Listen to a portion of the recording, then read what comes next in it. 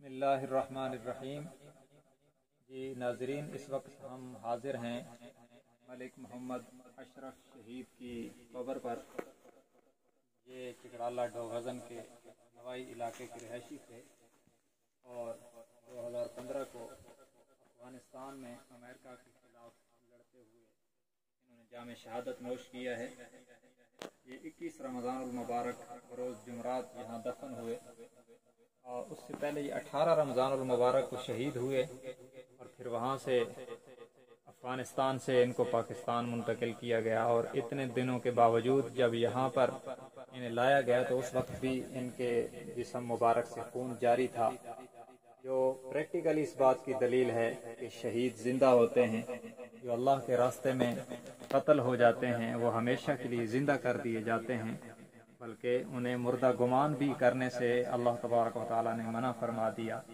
تو آج ایک شہید کی قبر پر، اور ایک ایسے مجاہد شہید کی قبر پر جس نے بین الاقوامی دہشت گرد طاقت کے خلاف جہاد کیا، اور ان کی ایک چھاونی میں کارروائی کے دوران انہوں نے بہادری کے ساتھ جام شہادت نوش کیا۔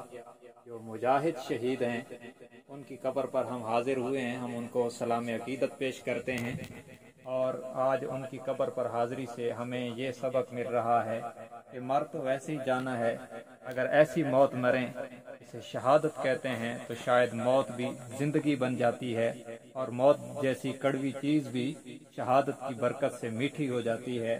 اللہ تبارک و تعالی ہم سب کو جذبہ جہاد عطا فرمائے اور شوق شہادت نصیب فرمائے، اور اپنے فضل و کرم سے شہادت کی موت بھی عطا فرمائے۔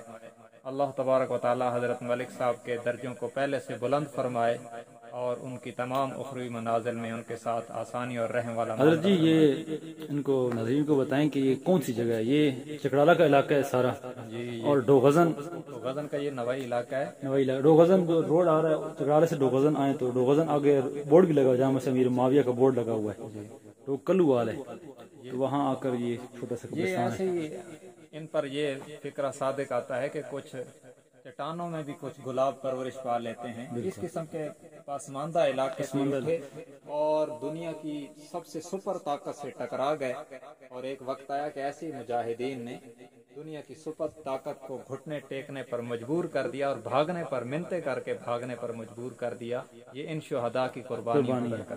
آج وہاں پر جو اسلامی بہاریں ہیں تو یہ ان حضرات کی، ان کا خون لگا ہے اس گلشن کی آبیاری میں، ان کی روحیں خوش ہو رہی ہوں گی۔ بے شک۔ تو ناظرین سے ان کے لیے دعائے مغفرت کی اپیل ہے اور درجات کی بلندی کے لیے اللہ تعالی ہمیں بھی ان کے جو مشن پر ان پر قائم دائم رہنے کی توفیق عطا فرمائے۔ آمین، جزاکم اللہ خیرا۔